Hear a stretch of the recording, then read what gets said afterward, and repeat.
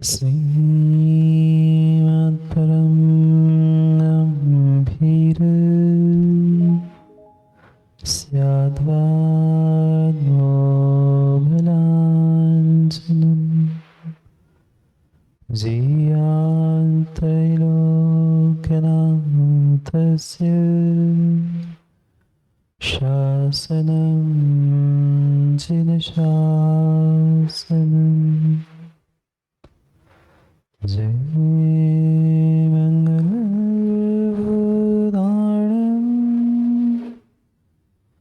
विमलाणं मणिदंसनमयारं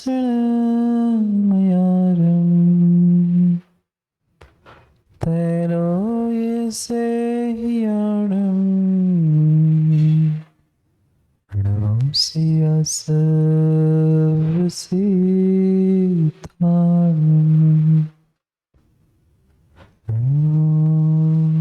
हरिहन्ताणं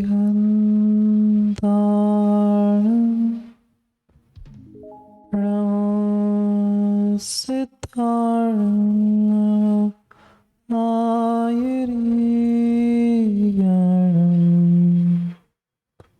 नमज्जायाणं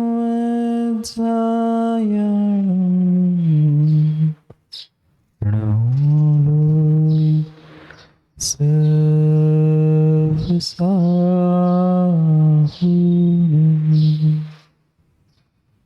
अनंत अनंत परम सिद्ध भगवान की 1008 श्री आदिनाथ भगवान की परम पूज्य आचार्य भगवान कुंद कुंद स्वामी की परम पूज्य आचार्य भगवान गुरुवर विशुद्ध सागर जी महाराज की सनातन जैन धर्म की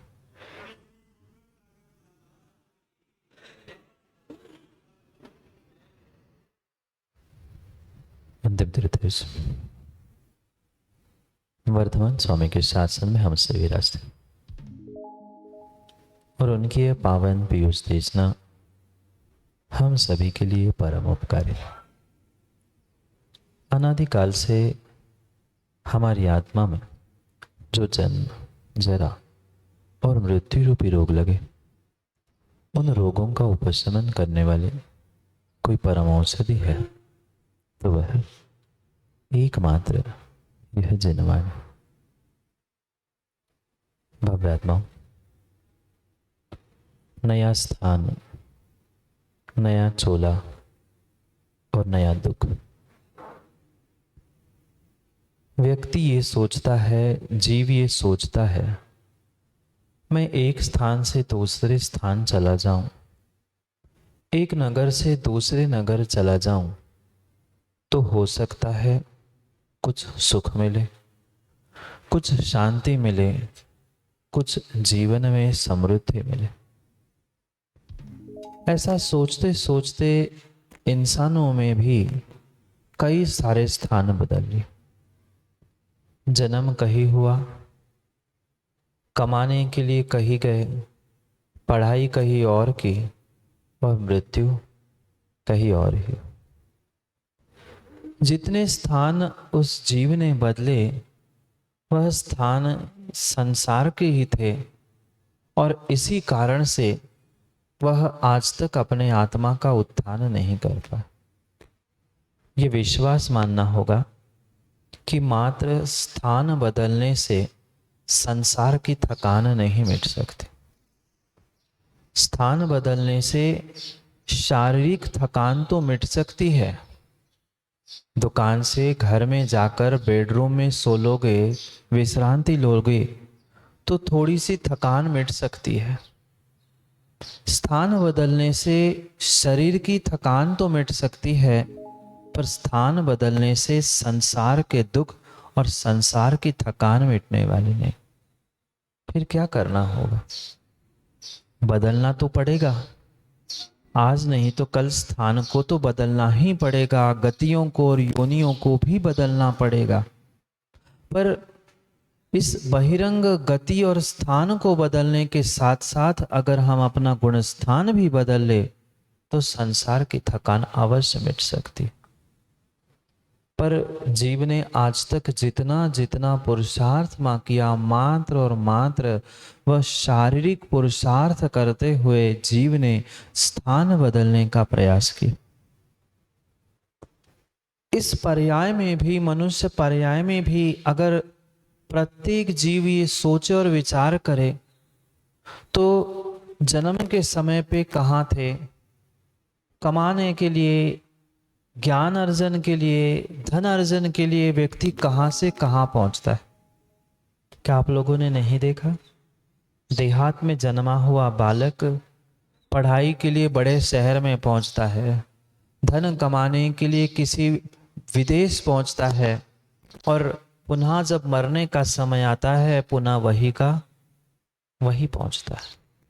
क्योंकि संसार का यही नियम है, जहां से शुरुआत होती है संसार की, वहीं पर संसार का अंत होता है, और जहां गतियों का अंत हो रहा है वहां दूसरी गति प्रारंभ हो रही, और इसी का नाम संसार और इसी का नाम पंच परावर्तन है।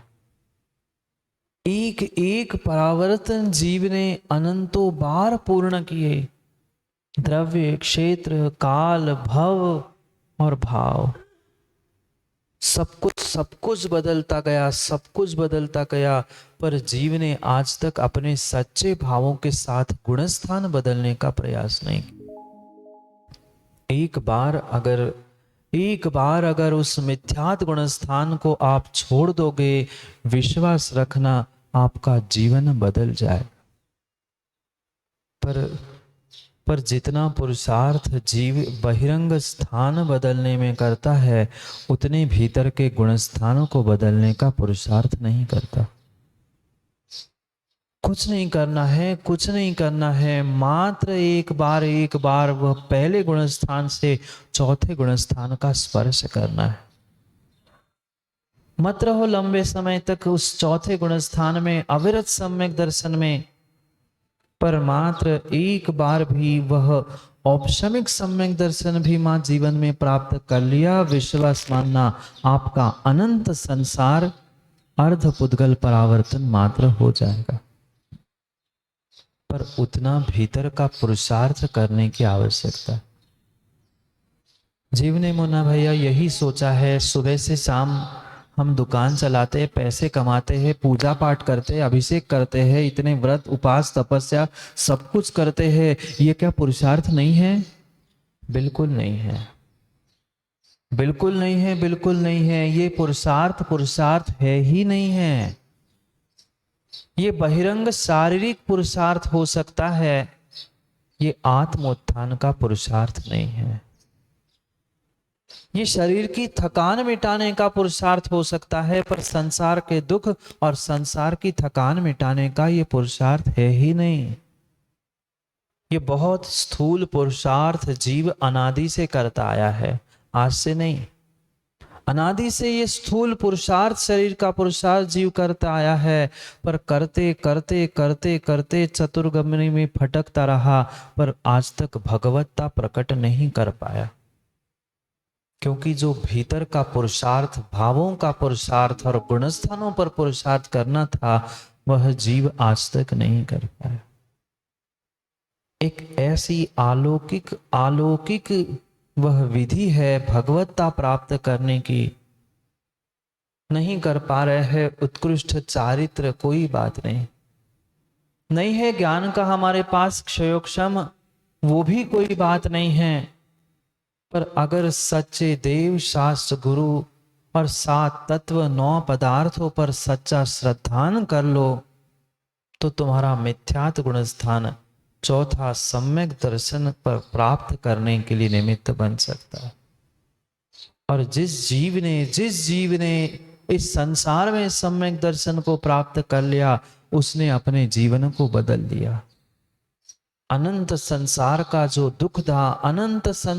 जो दुख था, वह क्षण मात्र में सम्यक दर्शन से सुख रूप हो सकता है। आप लोगों ने भी बहुत सारे स्थान बदले, बहुत सारे जीवन के पड़ाव बदले। प्रत्येक स्थान, प्रत्येक पड़ाव में यही कोशिश थी कि हम सुखी हो जाए। क्या मां सुख मिला? क्या मां सुख मिला? मायके से ससुराल पहुंचे, ससुराल से बेटों के घर पहुंचे, पर क्या वहां सुख मिला? नहीं मिला। नहीं मिला। नया चोला पहन लिया, नए भेष, नए वस्त्र, नए स्थान पे पहुंच गए, पर नए सुख मिलने की जगह नए स्थानों पर, नए चोलों के अंतर्गत हमें नए नए दुख ही दुख मिलते। कारण कारण बहिरंग निमित्त नहीं थे, कारण बहिरंग निमित्त नहीं थे। अगर कारण कुछ था तो मेरा अंतरंग उपादान निर्मल नहीं था। मैंने आज तक कभी अपने आप पर पुरुषार्थ नहीं किया।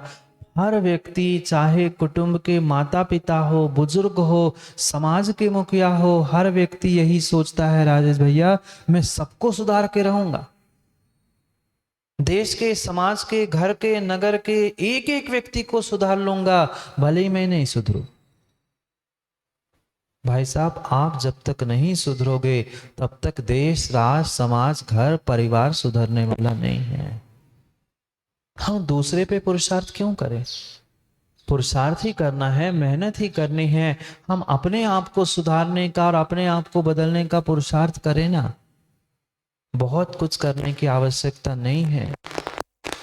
घर बदलने के लिए, वस्त्र बदलने के लिए, स्थान चोला बदलने के लिए, फिर भी धन दौलत की आवश्यकता है सम्यक दर्शन प्राप्त करने के लिए।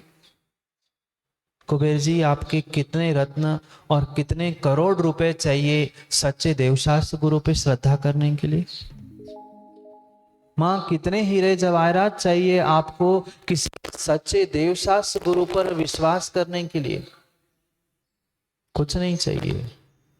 ये पुद्गल के टुकड़े किसी भी प्रकार से काम में आने वाले नहीं हैं आपको सम्यक दर्शन प्रदान करने के लिए। अगर पुद्गल के टुकड़े ही काम में आएंगे तो ये वीतरागी भगवान की पाषाण की प्रतिमा तुम्हें सम्यक दर्शन दे सकती है। अगर चेतन वस्तु कोई तुम्हें सुख देने के लिए निमित्त बन सकती है तो ये चेतन अरिहंत की मूर्तियां और उनके प्रतिरूप, ये दिगंबर मुनि आपको सम्यक दर्शन प्रदान कर सकते हैं, अगर आपका उपादान निर्मल हो तो। नहीं तो चाहे तीर्थंकर के समोशरण में जाके बैठ जाना, चाहे तीर्थंकर के समोशरण में जाके बैठ जाना, पर उपादान निर्मल नहीं है तो तीर्थंकर भी आपके लिए निमित्त बनने वाला नहीं। क्या हुआ मारीची के साथ? क्या हुआ मारीची की साथ? समोशरण में ही तो बैठा था। युग के पहले तीर्थंकर आदिनाथ भगवान समझा रहे थे, उपदेश दे रहे थे, पर मान पाया? जीवन में उतार पाया? नहीं। क्योंकि कहीं ना कहीं मान कसाय की गांठ बैठी थी, मान कसाय की गांठ बैठी थी, और वो मान कसाय की गांठ मानने नहीं दे रही थी। सत्य दिख रहा था, सत्य जान चुका था कि बनने वाला भगवान मैं भी हूं, पर फिर भी वह आत्मा का उत्थान नहीं कर पाया। सोचने समझने जैसी बात है। कब तक स्थान, कब तक वस्त्र और कब तक सब बदलते रहेंगे? कभी अपने आप को, अपनी भावों को, अपनी श्रद्धा को भी तो बदलना का प्रयास करें। मिल गया, बहुत पुरुषार्थ करते करते करते निगोद से निकलकर हम स्थावर बने, स्थावर से पुनः निकलकर हम त्रस पर्याय को प्राप्त कर चुके। त्रस पर्याय में भी पंचेंद्रिय, नरक, तिर्यंश, मनुष्य और देव पर्याय भी प्राप्त कर ली। जहां कहा जाता है कि देव पर्याय जैसा इंद्रिय सुख अन्य कहीं नहीं मिलता, उस सुख को भी मैंने प्राप्त किया। पर क्या करें, जैसे ही सुख के दिन आते हैं, जैसे ही सुख के दिन आते हैं, व्यक्ति फूल के ऐसा कुप्पा, फूल के ऐसा बड़ा व्यक्ति बन जाता है कि भूल ही जाता है कि पुण्य के बाद पाप भी कुछ होता है, सुख के बाद दुख भी कुछ होता है। अगर तुम पर्वत की चोटी पे चढ़े हो तो खाई भी कुछ होती है, ये जीव भूल जाता है। यही हुआ मेरे साथ, यही हुआ मेरे साथ, यही हुआ मेरे साथ। भोग के बहुत सारे साधन मिले, बहुत सारे भोग की सामग्री मिली, एक एक इंद्रिय के विषयों में ऐसी ऐसी लोलुपता हुई, ऐसी ऐसी लोलुपता हुई कि उन भोगों को छोड़ने की इच्छा ही नहीं हुई। जब खाने की इच्छा हुई वहां तो खाने की जरूरत ही नहीं थी। स्वर्गों में, स्वर्गों में कौन से भोजन, कोई भोजन नहीं। वहां तो मात्र तुम भूख लगी स्मरण कर लो, कंठ से अमृत झर गया, पेट भर गया, काम हो गया। यहां तो मां घंटों घंटों आपको भोजन बनाना पड़ता है। बनाते भोजन, आप लोग भोजन बनाते हो? अच्छा कि कच्चा? कच्चा। अच्छा भोजन बनाते हैं। मां भोजन बनाने में, भोजन करने में, भोजन पचाने में कितना समय लगता है। वहां तो ना बनाना है ना खाना है, वह सीधा सोच लो कि कंठ से अमृत झर गया। इतनी इतनी व्यवस्था होने पर भी हमें स्वर्गों में सुख नहीं मिला, क्योंकि ये निर्णय करने जैसी बात है, भीतर समझने जैसी बात है। सुख कभी भी ज्ञानचंद दादा सुख की सामग्री से, सुख के साधनों से नहीं मिलता, सुख भीतर के साता वेदनी से मिलता है। स्वर्गों में क्या कमी थी सुख के साधन की? आज के इंसानों के पास क्या कमी है सुख के साधनों की? घर से नीचे उतरो नहीं तो गाड़ी तैयार है, गाड़ी से उतर के घर में पहुंचो नहीं कि नौकर हाथ में वह बैग पकड़ने के लिए, एसी पंखा चालू करने के लिए आपके सामने खड़ा है। इतने सारे साधन होने पर भी क्या आप लोग सुखी है? देवड़िया जी बोलो ना, सुखी है? सुख के साधनों में कुछ कमी है? नहीं है। सबके पास सुख के साधन बराबर है। धन दौलत, मकान, गाड़ी घोड़ा, स्त्री पुत्र, सब कुछ व्यवस्थित है, पर साधनों से सुख नहीं है। चाहे मनुष्य गति हो, चाहे देव गति हो, वे भोगों के, सुख के साधन तो उपलब्ध हो सकते हैं, पर सुख के साधनों से सुख मिले जरूरी नहीं है। बिल्कुल जरूरी नहीं है सुख के साधनों से सुख मिले। सुख के साधन मात्र मिलना ये पिछली पुण्य का उदय था, पर उन साधनों के साथ साथ उसका सदुपयोग कैसा किया जा रहा है, उसको भोगने की कैसी तुम्हारी पुण्य पाप की क्रिया है, उस पर यह निर्भर करता है कि तुम कितने सुखी हो, कितने दुखी हो। क्या जितने करोड़पति है वे सभी सुखी है? जाके पूछ लो अंबानी से। जब तक पिता था तब तक दोनों एक थाली में खाने वाले। इतनी धन दौलत, इतनी धन दौलत, इतनी धन दौलत कि बच्चों को पता ही नहीं है कहां पर कौन सी जायदाद और कहां पर कैसी प्रॉपर्टी है, फिर भी दोनों लड़ पड़े। सुखी है? नहीं है। कल भी हमने समझा था वह विषयों को, भोगों की लालसा ऐसी है, नहीं मिले तो दुख है, कम मिले तो दुख है, मिले तो उसके सुरक्षा के लिए दुख है, और नहीं छूट जाए, निकल जाए तो पुनः दुख है। स्वर्गों में भी वह लोभ कसाय के कारण एक एक साधन, एक एक सामग्री तो इकट्ठा कर ली, क्योंकि स्वर्गों का यह नियोग हुआ करता है कि पहले 2 स्वर्गों तक ही देवियां उत्पन्न होती है उत्पाद शैया पर, और जैसा जिसका नियोग होता है वो वहां से उठाकर ऊपर वाले स्वर्गों में ले जाता है। देवियों को भी ले गया, देवियों को भी ले गया। क्यों लकी भाई, आप भी तो ले आए ना देवी को? देवियों को तो ले आए, पर गोटू भाई सुख मिला? अब क्या कहे महाराज। सबके सामने कह नहीं सकते, पर सबको सब पता है। सोचो, विचार करो, वे स्वर्गों के देव भी अपनी नियोगिनिया देवियों को उस पहले दूसरे स्वर्ग से उठाकर अपने अपने स्वर्गों में ले जाते। वो भी यही सोच रहे थे प्रमोद चाचा कि मैं सुखी हो जाऊंगा, देवी को ले जाके सुखी हुए। मैं स्वर्गों के देवों की पूछ रहा हूं, आपकी तो पता है सबकी, हमें आपकी तो सबकी सब पता है मुझे। मैं स्वर्गों की देवों की बात कर रहा हूं, अपनी बात कर रहा हूं। मैं भी स्वर्गों में था, आप भी स्वर्गों में थे, तो यही सोच रहे थे कि चलो कम से कम देवी मिल जाएगी तो कुछ सुख मिल पाएगा। पर पता चला जितना सुख पहले था उससे कई अधिक दुख नियोग से मिल गया। पहले तो एक ही को संभालते थे, अब दो को संभालो, दो के साथ और दो आएंगे, उनको और संभालो। ये कल्पना है, ये मात्र भोगों की कल्पनाएं हैं। और उन कल्पनाओं के पीछे, इच्छा के पीछे, वासना के पीछे जीव स्वर्गों में भी पहुंचकर दुख ही दुख भोगता है। क्योंकि लोभ कषाय में वह देव प्रसिद्ध है। देवगति में अगर कोई कषाय की विशेषता है तो लोभ कषाय है। वैसे चारों गतियों में चारों कषाय होती है, पर प्रमुखता अगर देवगति में किसी की होती है तो वह लोभ कषाय की प्रमुख। और उस लोभ कषाय के कारण से ही जीव वहां स्वर्गों में भी दुखी होता है।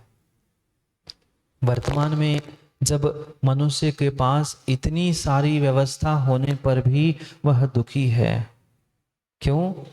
क्योंकि चवन्नी कमाई सो अठन्नी का था। अठन्नी आ गई तो वह 12 नहीं चाहिए, वो आ गया तो 1 रुपया हो गया, तो वो लाख हजार करोड़ों कमाते कमाते जिंदगी बीत गई। पर लोभ कषाय का उपशमन नहीं, पर लोभ कषाय का उपशमन नहीं हो पाया। देवों की भी स्थिति यही हुई, मेरी भी स्थिति यही हुई। पुरुषार्थ करते करते करते कुछ पुण्य का अंश ऐसा जगह कि जो सुगति थी, ऐसी देव गति को मैंने प्राप्त कर लिया।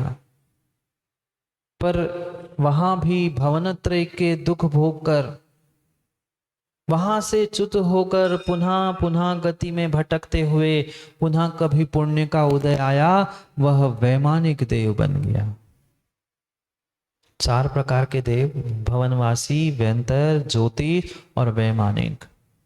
सर्वोत्कृष्ट उच्च जाति के देव अगर कोई कहे जाते हैं तो वे स्वर्गों में रहने वाले वैमानिक देव। वहां तो कुछ काम ही नहीं था, मात्र विषय भोगों में लीन होना था। पर मात्र इतना मान के खुश मत हो जाना, वहां भी 10 प्रकार के देव होते हैं। वैमानिक देवों के भी भेद होते हैं। आज्ञा देने वाला वह इंद्र जैसे सौधर्म है, वह सबको आज्ञा देता है। ऐसे ही जैसे वर्तमान के नगरों की व्यवस्था है, ऐसे ही देवों के भी नगरों की व्यवस्था है। वहां भी अनेक अनेक प्रकार के उन देव, कोई लोकपाल है, कोई अंगरक्षक है, कोई अनीक है, कोई अभिवेक योग जाति के देव है। कहने के लिए तो देव पर्याय मिल गई, कहने के लिए तो वैमानिक भी बन गए, पर वैमानिक बन के भी सम्यक दर्शन के अभाव में अनेक जाति के देव हुए। सौधर्म ने आज्ञा दी, चलो हमें युद्ध करने चलना है, हमें यहां चलना है, सैनिक बन के आ गए।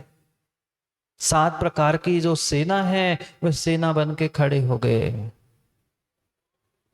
कह दिया चलो हमें भगवान का कल्याणक मनाने जाना है, भगवान का भरत क्षेत्र में जन्म हुआ है, हमें जन्म कल्याणक मनाने जाना है। जाओ देवो, हाथी बन के आओ।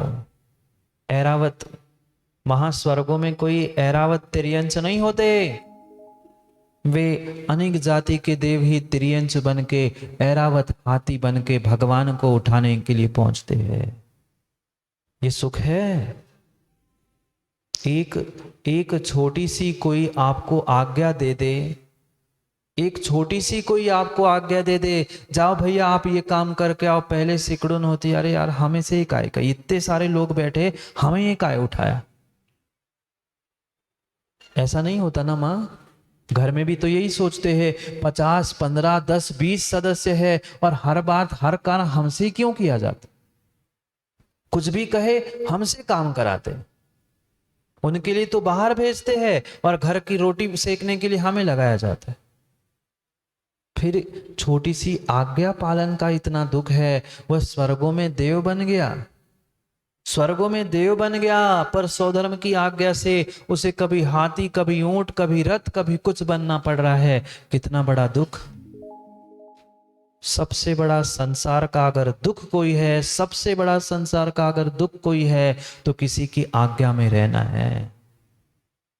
हाँ, पंचम काल में आज बेटा भी बाप की आज्ञा में नहीं रहना चाहता, शिष्य भी गुरु की आज्ञा में नहीं रहना चाहता, हर कोई बड़ा बड़ा बनना चाहता है, हर कोई बड़ा बनना चाहता है, हर कोई बड़ा बनना चाहता है, छोटा तो कोई बनना चाहता ही नहीं, आज्ञा में रहना तो कोई चाहता ही नहीं। घर परिवार की स्थिति क्या आप लोगों को नहीं पता?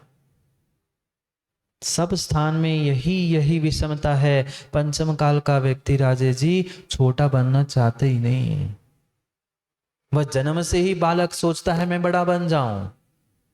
शिष्य भी चाहता है मैं सीधा गुरु बन जाऊं, शिष्य तो बनना ही नहीं, छोटा क्यों बनूं, मैं भी आज्ञा देने वाला बड़ा बन जाऊं। पर ये ध्यान रखना, ये विश्वास मानना, आप जब तक छोटे नहीं बनोगे, शिष्य नहीं बनोगे, तब तक गुरुता को प्राप्त नहीं होगे। जब तक आज्ञा स्वीकार करने की, आज्ञा मानने की कला आपके भीतर नहीं आएगी, तब तक आप योग्य समय पर योग्य आज्ञा देने वाले गुरु बन ही नहीं सकते, पिता बन ही नहीं सकते। पर क्या करें, जब तक बेटा बेटा होता है तब तक उसे समझ में नहीं आता कि पिता क्या होता है। सब पिता बन चुके हो, सब मां बन चुके हो, और उसके पहले बेटा और उसके पहले बेटी भी थे।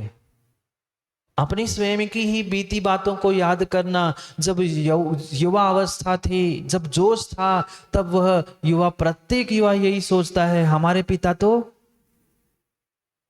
बेकार ही है, हमसे तो, हमारे से तो वो अच्छे, उनसे तो वो अच्छे। पर जैसे ही वह बेटा पिता बन जाता है, जैसे ही वह बेटा पिता बन जाता है, एक छोटी सी संतान उसके भी घर में आती है, तब समझ में आता है नहीं मेरे पिता भी, नहीं मेरे पिता भी सही थे, वो कहते थे तब मैं नहीं समझता था, नहीं मानता था। जब व्यक्ति वहां पहुंचता है तभी उसको वहां की, उस स्थान की कीमत पता चलती है। ऐसी ही स्थिति है। दूर के ढोल कितने ही सुहावने लगते हैं, कितने ही सुहावने लगते हैं, पर पास पहुंचते ही समझ में आता है, जब पिता बनता है, जब गुरु बनता है, जब बड़ा बनता है, तब समझ में आता है बड़ा बनने का कितना कष्ट होता है। कहने के लिए, दिखने के लिए, दिखाने के लिए हर कोई सोचता है मैं बड़ा बन जाऊं, मैं बड़ा बन जाऊं। माँ, इतने आसानी से बड़ा नहीं बनता। बनता है क्या बड़ा? घर में भोजन में बड़ा नहीं बनाते आप लोग, दही बड़ा खाना नहीं। वह बड़ा भी बनने के लिए कितनी मेहनत करनी पड़ती है, उस दाल को भी और उस मां को भी, तब जाके भोजन में स्वाद लाने वाला वह बड़ा बनता है। फिर जीवन में बड़ा बनने के लिए कितना पुरुषार्थ भीतर का भी करना पड़ेगा, ये भी सोचना होगा।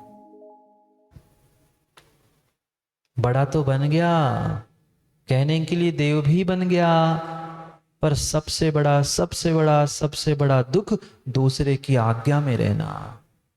छोटा रहेगा, छोटा बन के रहेगा तो दूसरे की आज्ञा में रहना पड़ेगा, दूसरे के हिसाब से जीना पड़ेगा। पर कौन चाहता है छोटा होना? वह भी स्वर्गों में पहुंचकर अनेक जाति के देव तो बन गया मैं, पर सौधर्म में कह रहा है ये बनो वो बनो। अब एक विक्रिया से दूसरी विक्रिया, दूसरी विक्रिया से तीसरी विक्रिया, दिन भर रात भर जो जैसा कह रहा है उसके हिसाब से चलो। कितना बड़ा दुख। मां, नहीं है दुख घर में?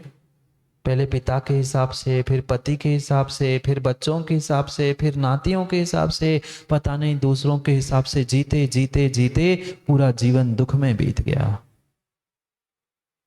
सबकी आज्ञा, सबको संभालते रहे, सबको संभालते रहे, पर अपने आप को नहीं संभाला। अगर एक बार अपने परिणामों को, अपने आप को संभाला होता तो आज दूसरों को मनाना और दूसरों को संभालना नहीं पड़ता। पर तब नहीं आया ना समझ में, तब हमने भी यही किया और स्वर्गों में भी जाकर पुनः दुख भोगे। अभी वो किल्विशिक जाति के जीव बने जो आज संक्लेश परिणामों से जीते हैं, संक्लेश परिणामों को उत्पन्न करते हैं, एक दूसरे के कानों में लग के कानाफूसी करते हैं। वे बेचारे सब नारद जाके वे किल्विशिक देव बनते हैं। वे नीचे तो नरकों में जाने वाले असुर तो ठीक ही है, वे तो नारकी ही थे, सो वहां पे जाके नरक में भी देवगति का बंध था, इसलिए असुर कुमार के देव बने। यहां तो स्वर्गों में पहुंच के भी किल्विशिक, लड़ाने भिड़ाने वाले किल्विशिक कौन कहलाते पता है? जैसे नगर के बाहर विराजमान होने वाले एक शूद्र लोग रहते हैं ना, ऐसी ही स्वर्गों की भी व्यवस्था है। बीचों बीच सौधर्म रहता है, उसके बाहर क्रम से उनकी व्यवस्था, और उनके अंत में जो भी रहता है, उस विमान के अंत में, उस नगर के अंत में वे किल्विशिक यानी शूद्र जाति के देव होते हैं। जब शूद्र मनुष्यों को ही इतना कष्ट सामने हम देखते हैं, फिर उन देवों के साथ भी क्या होता होगा? वो देव बनने के बाद भी मात्र और मात्र सम्यक दर्शन के अभाव में, मात्र और मात्र सम्यक दर्शन के अभाव में स्वर्गों में भी दुख भोग रहे हैं। दोनों व्यवस्था स्वर्गों में है, दोनों व्यवस्था स्वर्गों में है। कल्पोतीत, कल्पातीत और कल्पोपन्न और कल्पातीत, 16 स्वर्गों तक ये कल्प की जो व्यवस्था है, यहाँ विमान है इंद्रक विमान जो सबसे मुख्य विमान होता है, फिर क्रम से आने वाले श्रेणीबद्ध विमान, और यद्वा तद्वा यहाँ वहां फूलों की तरह बिखरे हुए प्रकीर्णक विमान होते। जैसे नरकों में अनेक अनेक पटल होते हैं, ऐसे स्वर्गों में भी पटल होते हैं, और उन पटलों पर ये विमानों की व्यवस्था है। जबकि ज्योतिष देवों के भी विमान है, वैमानिक देवों के भी विमान है, पर ज्योतिष देवों का काम उन विमानों को घुमाना है, इसलिए वे भवनत्रयी या देव दुर्गति रूप स्वीकार किए जाते हैं। पर ये स्वर्गों के जो कल्पोपन्न देव है, वे मात्र विमानों में रह के सुख सुविधाओं को भोगते हैं। वो ही जीव जो सम्यक के अभाव में जीता है, सम्यक दर्शन से रहित मिथ्यात्व के सहित जीता है, वो ही अपने जीवन को विषय, भोग, वासना, धन, संपत्ति, स्त्री और स्त्री के पीछे व्यर्थ गमाता है। मात्र मनुष्य नहीं, स्वर्गों के भी देव, स्वर्गों के भी देव, और स्वर्गों का जो देव सम्यक दर्शन को प्राप्त करता है, जो सम्यक दृष्टि होता है, वहां वो विषय भोगों में लिप्त नहीं होता। वह नर्तकी, अप्सराएं, देवी, धन दौलत आदि में भोगों में नहीं लिप्त होता। वह अकृत्रिम जिनालय की वंदना करने के लिए दौड़ता है। कौन वह स्वर्गों का देव, वह स्वर्गों के देव जिसको सच्चे देव शास्त्र गुरु पर श्रद्धान है, जो सम्यक दृष्टि है, वह स्वर्गों के विषयों के, भोगों के सब निमित्त मिलने के बाद भी वह अकृत्रिम जिन बिंब जिन चैत्यालय की वंदना के लिए दौड़ता है। प्रतिपल प्रति समय उसका प्रयास रहता है, कब वह समय आए, कब वह समय आए, जब जाके मैं कभी किसी मध्य लोक में निर्ग्रंथ मुनि के दर्शन करूं, जब कभी मैं जाके कृत्रिम जिनालय की वंदना करूं, वहां अभिषेक पूजन पाठ करूं। और हम जैसे अभागे जीव है कि नगरों में 8-8, 10-10 मंदिर है, फिर भी वेदिया सोने की सोनी दिखती है। क्या करे, समय बदल गया है, समय नहीं है जीवों को। महाराज जी सारंग चल रही है, गर्मी पड़ रही, ठंड पड़ रही है, अमुक है, बहाने तो इतने हैं कि कहो मत। इतने सारे वे वेदियां, इतने सारे मंदिर होने के भी बावजूद हम घर से निकल के नहीं आ पा रहे। प्रत्येक घर का एक सदस्य भी मंदिर में आ जाए ना, प्रत्येक घर का एक सदस्य भी मंदिर में आ जाए तो पूरे मंदिर भर जाए, पर इतना समय कहाँ है, उठते कहाँ हैं। उठते कहाँ है हम इतनी जल्दी? सोने का समय नहीं है ना उठने का समय है, क्या करें?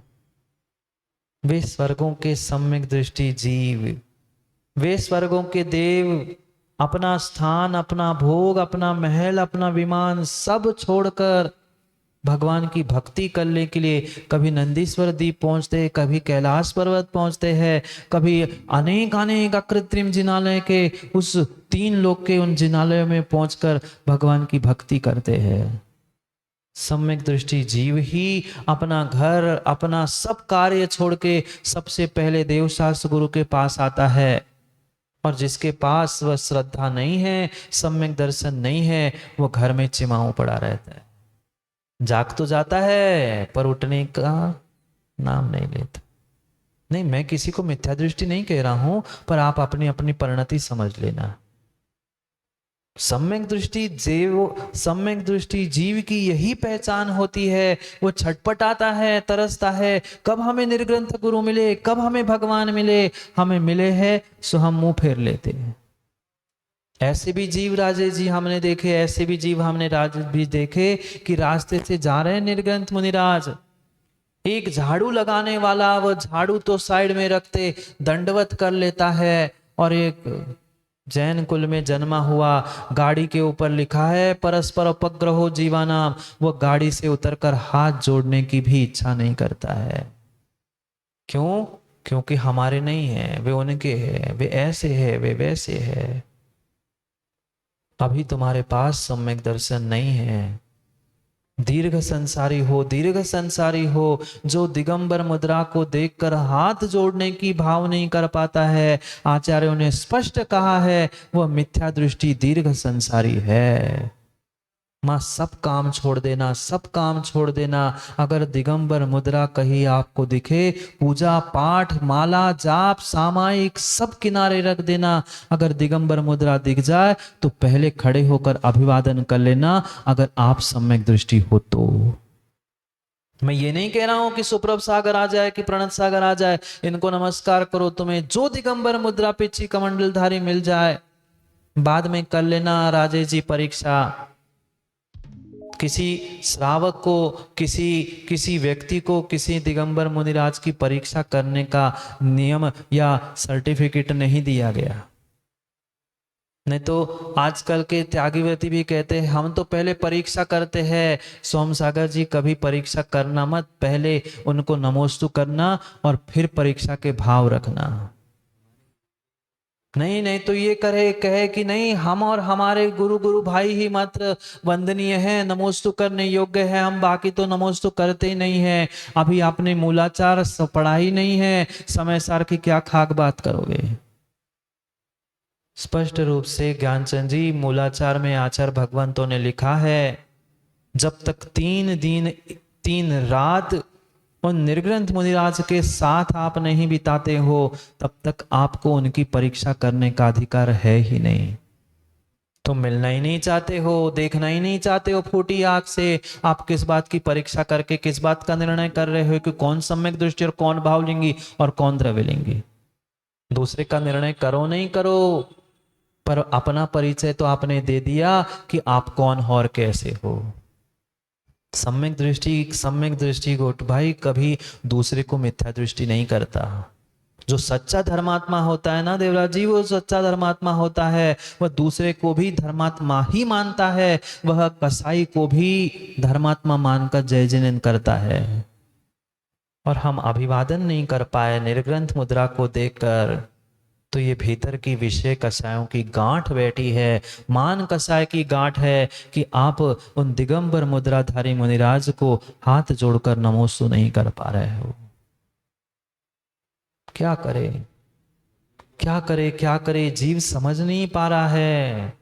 सम्यक मिथ्यात इतना आसान नहीं है, किसी दुकान में किसी ठेले पर मिलने वाली वस्तु नहीं है कि हम सम्यक दृष्टि है ये मिथ्या दृष्टि है। ये मात्र वर्तमान के जीवों की कसाय बोल रही है, सत्यता ऐसी नहीं है। पढ़ो पढ़ो, पढ़ने की आवश्यकता है। इसलिए तो वर्तमान में राजेश जी मूलाचार जैसे ग्रंथों को, समय सार जैसे ग्रंथों को हमारे गुरुदेव ने सब समाज के सामने खोल के रखने का प्रयास किया है।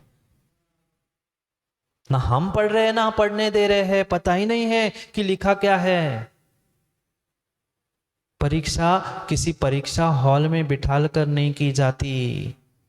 परीक्षा कुबेर जी किसी श्रावक की, किसी धर्मात्मा की, किसी दिगंबर मुनि की परीक्षा हॉल में बिठाल कर नहीं की जाती। वह रास्ते से चलते चलते पीछे से मार्जिन कर पा रहा है नहीं कर पा रहा है, सभी दिगंबर मुनिराज को देखकर भीतर उसके प्रमुदित भाव है कि नहीं, वही सच्चा साधु और वही सच्चा श्रावक होता है।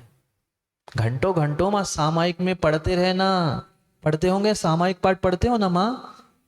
सत्वेषु मैत्रीम गुणीषु प्रमोदम क्लिष्टेषु जीवेषु कृपा परत्वम। संस्कृत नहीं पढ़ते हो, हिंदी तो पढ़ते होंगे। प्रेम भाव हो सब जीवों पर। वहां तो हम कह रहे हैं गुणी जनों को, मेरी भावना में भी कहते हैं देख हृदय में मेरे प्रेम उमड़ावे। अगर तुम गुणी जनों को देख ही नहीं पा रहे, गुणी जन ही तुम्हें नहीं दिख रहे हैं, तो तुम्हारी आंखें फूटी है श्रद्धा की, बाहर की तो खूब है, काम की नहीं। सोचो, जो सम्यक दृष्टि जीव होता है, वो सम्यक दृष्टि जीव होता है, वह कभी दूसरे को मिथ्या दृष्टि नहीं कहता। क्यों अनंत दुख उठा रहे हो, क्यों अनंत दुख उठा रहे हैं? मात्र सम्यक दर्शन के अभाव में ही उठा रहे हैं। ये भूल मत करना छतर पुष्पासो वाले हो, ज्ञानियों मत भूल करना। प्रमोद भाई, तुम्हें तो जो दिगंबर मुद्राधारी मुनिराज मिले, आप तो चौका लगाओ, पड़गान करो, आहार विहार और निहार की पूरी व्यवस्था करना। बाद में कभी खोज कर लेना कि वो द्रव्यलिंगी है कि भावलिंगी है। हर एक मिथ्या दृष्टि पाषाण खंड को पूजने से, वे पूजा करते आप लोग, पूजा करते आप लोग, किसकी पूजा करते हो? वो पाषाण खंड है, वो तो एक इंद्रिय मिथ्या दृष्टि है। उसमें तो संस्कार करके हम उपचार से उसे भगवान मान रहे हैं, और हमें वह निर्ग्रंथ मुनिराज में द्रव्यलिंगी भावलिंगी का भेद दिख रहा है, सम्यक दृष्टि मिथ्या दृष्टि का भेद दिख रहा है। हमारी परिणति, हमारी श्रद्धा गई कहां? प्रमोद जी, कोई दिगंबर मुनिराज आ जाए, आज तक जैसा आपका चौका लगता रहा, ऐसा ही ज्ञानचंद जी चौका लगता रहना चाहिए। उसकी परिणति वो जाने, राजेश जी, उसकी परिणति वो जाने, वो त्यागी व्रति क्या है वो जाने। वो द्रव्यलिंगी हो भावलिंगी हो, हम अगर उसे भावलिंगी मानकर पूज रहे, भावलिंगी मानकर उसे आहार दे रहे हैं, मां विश्वास मानना आपकी निर्जरा होगी। जब मिथ्या दृष्टि प्रतिमा को, एक इंद्रिय जीव को हम भगवान मान के पूज कर साक्षात अरिहंत की पूजा का फल मिल सकता है, वह सामने वाला द्रव्यलिंगी भी क्यों ना हो, अगर आप भावलिंगी मानकर उसकी आहारचर्या और उनकी सेवा करोगे तो आपके असंख्यात गुण श्रेणी कर्मों की निर्जरा होगी। पर उतनी श्रद्धा, उतना विश्वास आपके पास होना चाहिए।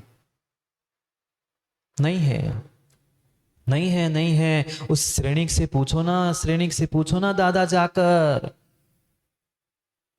तालाब में मछली पकड़ रहे थे मुनिराज, तालाब में मछली पकड़ रहे थे मुनिराज। आप होते तो क्या करते? कोषाध्यक्ष जी, आप होते तो क्या करते? इतने कपड़ा पहना देता हूं, मिल बाहर। हाथ जोड़ के पहुंच गए, मुनिराज ये आप क्या कर रहे हो? आप मेरे महल में चलो, मैं आपकी सब व्यवस्था करता हूं। है इतना दम? है इतना दम? हम तो दूर से भाग जाते। वे कोई मुनिराज नहीं थे, वे स्वर्गों के आए देव, परीक्षा कर रहे थे सम्यक दर्शन की। क्या इतना प्रबल सम्यक दर्शन है मेरे पास? बिल्कुल नहीं। हम तो लोगों की बातों में ऐसे आ जाते, इसने कहा इसको नमस्ते नहीं करो, इसने कहा ऐसा नहीं करो, हम मान गए, बैठ गए घर में। दूसरे का घाटा नहीं हो रहा, दूसरे का घाटा नहीं हो रहा, हम अपने हाथों से अपना घाटा कर रहे हैं। पुण्य के उदय से देव भी बनोगे, पुण्य के उदय से देव भी बनोगे, फिर अनेक अभियोग किल्विशिक जाति के देव बनोगे सम्यक दर्शन के अभाव में। ऐसे कानों में डसने वालों की बातें सुनते ही क्यों हो? मात्र बहुत अच्छा वक्तव्य होने से, बहुत अच्छा वक्तव्य होने से गोटू भैया सम्यक दृष्टि हो जीव जरूरी नहीं है। अरे हम किसकी परीक्षा कर रहे हैं? अपनी स्वयं की परीक्षा करो ना। कौन किसकी आज्ञा में है, कौन किसकी आज्ञा में नहीं है, कौन भावलिंगी, कौन द्रव्यलिंगी, किसका चारित्र कैसा, कौन धर्मात्मा कौन नहीं, वो उसका विषय, उसके गुरु का विषय है। हमें तो धर्मात्मा मिला, हम जय जिनेन्द्र करेंगे। हमें तो निर्ग्रंथ मुनिराज मिले, हम तो नमोस्तु करेंगे। हमें धर्मों की रक्षा करनी है, हमें जिन शासन की रक्षा करनी है। आज इतने टुकड़े इसी कारण से हुए हैं, इसी कारण से इतने टुकड़े हुए हैं समाज के, देश के, राष्ट्र के। पूरा भारत देश वीतरागी प्रभु को मानने वाला था, आज मुट्ठी भर बचे हैं। आने वाले समय में ऐसा ना हो कि वे ही चुटकी भर बचे। भाई श्रावक नहीं, श्रावक तो नमोस्तु करे ही करे, पर हमारे तो ज्ञानचंद जी गुरु जी ने सिखाया है, तुम्हें दिगंबर भेषधारी, पिछी कमंडलधारी कोई भी निर्ग्रंथ मिले, उसकी परिणति वो जाने, उसके गुरु, उसका शिष्य, उसका संग कुछ भी हो, तुम्हें तो आगे पहुंचकर उसको नमोस्तु प्रति नमोस्तु करना है। पर प्रति नमोस्तु उसी की जो नमोस्तु करने की चाह रखे, नमोस्तु उसी की जो प्रति नमोस्तु करने की चाह रखे। आगम में कहीं भी वर्णन नहीं है कि एक मुनिराज दूसरे मुनिराज को आशीर्वाद दे। आचार्य परमेष्ठी तो साधु परमेष्ठी को आशीर्वाद के साथ साथ प्रति नमोस्तु करते देखा कभी? अभी अभी ईसानगर में आप लोग थे, मिलन के समय में बहुत सालों ने देखा होगा, गुरु ने पहले आशीर्वाद दिया, पहले पीछे हाथ में उठाई थी और दूसरे हाथ से हमें आशीर्वाद दिया था।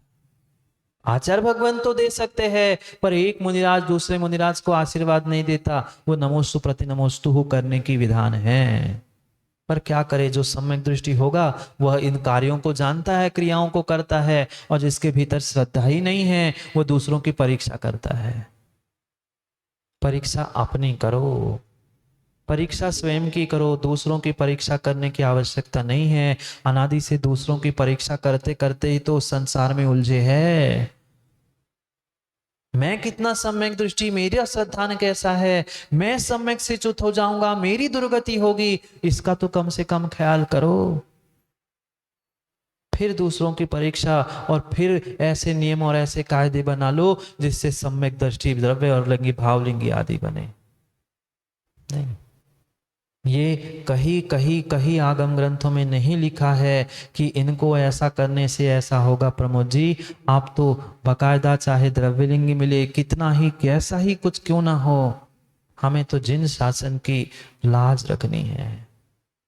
दुनिया को पता नहीं है, ज्ञानियों दुनिया को, माताओं पता नहीं है कि सुप्रभ सागर कौन, प्रणत सागर कौन, विशुद्ध सागर कौन। उन्हें तो मात्र जैनियों के गुरु दिखते हैं। वे तो झाड़ू लगाते लगाते हाथ, झाड़ू छोड़कर हाथ जोड़ते हैं, और तुम पैसे कमाते कमाते हाथ जोड़ नहीं पा रहे हो। क्या होगा, क्या होगा? सम्यक दर्शन के अभाव में आप स्वर्ग में भी पहुंचोगे, वहां भी दुख दुख दुख ही भोगोगे। मैं नहीं कह रहा हूं मेरे से लड़ने और मेरे से मिलने बिल्कुल नहीं आना। यहां जो जो लिखा है वो मैं कहता हूं, मेरे में क्या दम कुछ कहने की, राजेश जी। यहाँ जो आचार्यों ने लिखा है, आचार्यों की वाणी को जो जिनवाणी में उतारा है, वो आप तक पहुंचाने का प्रयास कर रहा हूं। जो सम्यक दर्शन से च्युत हुआ, जो सम्यक दर्शन को प्राप्त नहीं कर पाया, वह दीर्घ दीर्घ दीर्घ संसारी है। हम क्यों किसी के बारे में सोचे, क्यों किसी की परीक्षा करे? अपने बारे में सोचे, अपने सम्यक के बारे में, अपने गुण स्थान को बढ़ाने का प्रयास करे ना। मात्र स्थान बदलने से नहीं, गुण स्थान बदलने से काम होगा। कह रहे हैं 17 नंबर के छंद में, पहली डाल के आखिरी छंद में दौलत राम जी पढ़ते हैं एक साथ, याद है ना माँ? बहुत सारों को याद है।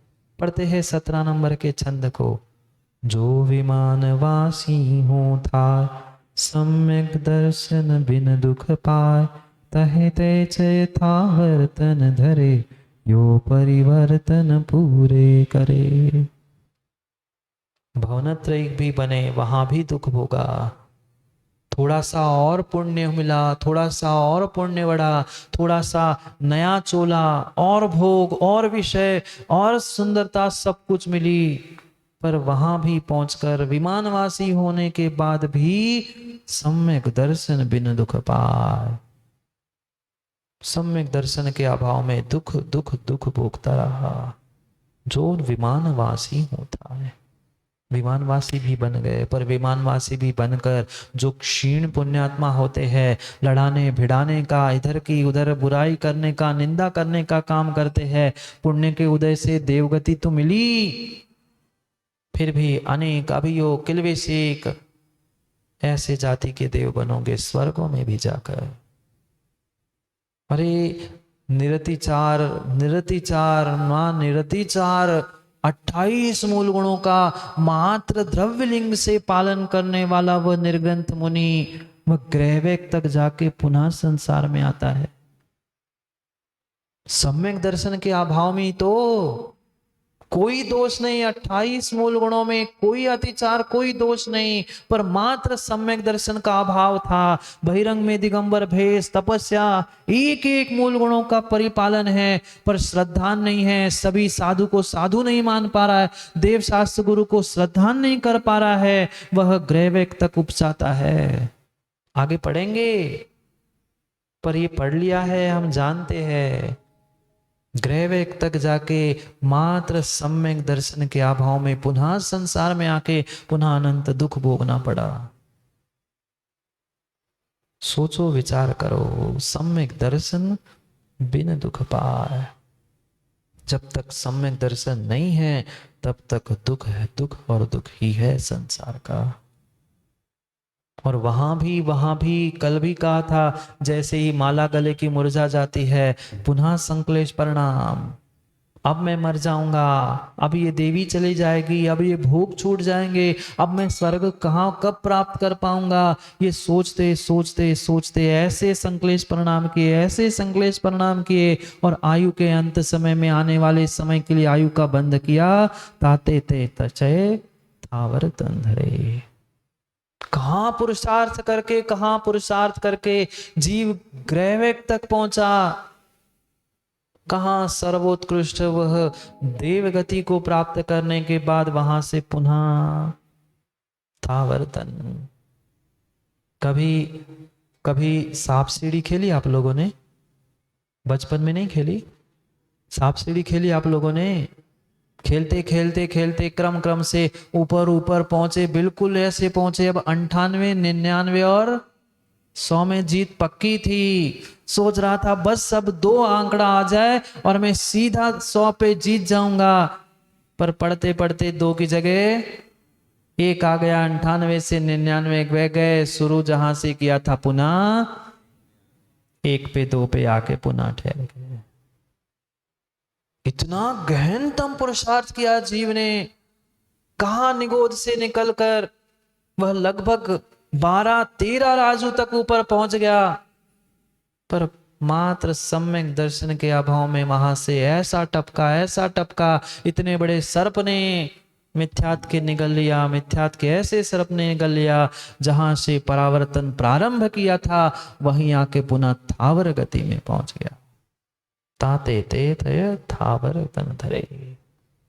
और यही परावर्तन जहां प्रारंभ किया था वह 4 गति 84 लाख योनियां, अब पुनः वही संसार, पुनः 4 गतियां, पुनः वही योनियां, पुनः वही दुख भोगते रहे।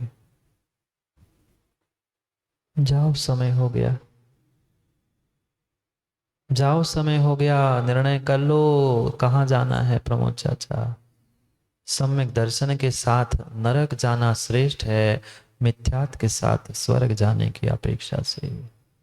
करेंगे कल मिथ्यात्व सम्यक की और चर्चा, क्योंकि अगली ढाल में वह कारणों को ही बताया जाने वाला है कि ये दुख हमने आज तक क्यों भोगे, कैसे भोगे, ये तो समझ लिया।